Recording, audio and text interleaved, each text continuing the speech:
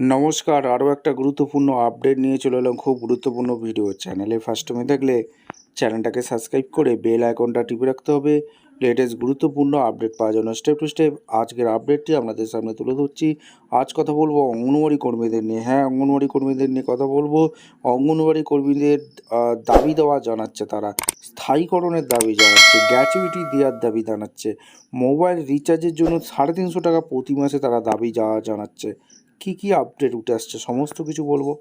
চ্যানেলে first time দেখলে চ্যানেলটাকে সাবস্ক্রাইব করে বেল আইকনটা টিপে রাখতে হবে লেটেস্ট গুরুত্বপূর্ণ আপডেট পাওয়ার জন্য। স্টেপ টু স্টেপ আজকের আপডেটটি আপনাদের সামনে তুলে ধরছি।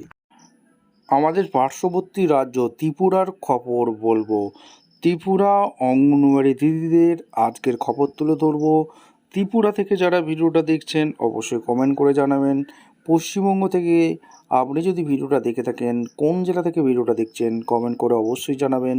আপনাদের দাবি দেওয়া কী আছে অবশ্যই কমেন্ট করে জানাবেন। ত্রিপুরা দিদিরা যেটা দাবি জানাচ্ছে সেটা হচ্ছে অঙ্গনওয়াড়ি কর্মী সহায়িকারা আবারও রাজপথে। আজ আগরতলায় সমাজ কল্যাণ ও সমাজশিক্ষা দপ্তরের সামনে অবস্থান বিক্ষোভে সামিল হয়েছেন অঙ্গনওয়াড়ি কর্মী ও সহায়িকারা।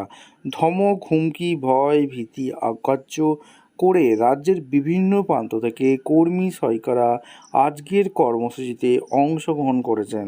তাদের দাবি মধ্যে রয়েছে নিয়মিতকরণের দাবি, উচ্চ আদালতের একটা রায় আছে, গ্র্যাচুইটি প্রদান এবং সুপারভাইজারদের 50% পদ কর্মী সহায়িকাদের প্রমোশন দিয়ে পূরণ করা, 10,000 টাকা পুজো বোনাস, পোষণ আহারের ফিডিং বিল প্রতি মাসে প্রদান, মোবাইল রিচার্জের জন্য মাসিক 350 টাকা প্রদান, পোষণ আহার প্রকল্পের জন্য মাসের পর মাস কর্মী সহায়িকাদের আহার সামগ্রী কেনার জন্য নিজেদের ব্যাগ থেকে খরচ করতে হয়, ফিডিং বিল মাসের পর মাস বকেয়া থেকে দপ্তরে বছরের টাকা একসাথে প্রদান করে এবং অগ্রিম প্রদান তো দূরের কথা, কর্মী সহায়িকাদের মাসের পর মাস পোষণ আহারের সামগ্রী বাজার থেকে কিনতে হয়।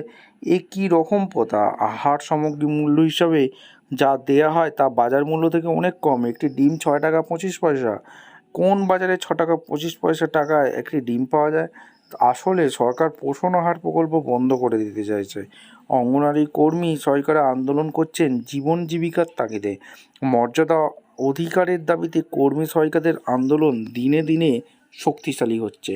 আর সমাজ কল্যাণ ও সমাজশিক্ষা দপ্তরের অধিকর্তার কাছে অবস্থানস্থল দেখে ডেপুটেশন প্রদান করা হয়। দপ্তর অধিকর্তার নিচে নেমে এসে ডেপুটেশন গ্রহণ করেন। দাবিগুলোর যৌক্তিকতা অধিকর্তা মেনেছেন। দাবিগুলো রাজ্য সরকারের গোচরে আছেই আনা হবে বলে জানিয়েছেন। দাবিগুলো পূরণ না হলে আগামী দিনে আন্দোলনে আরও তীব্র ব্যাপক হবে।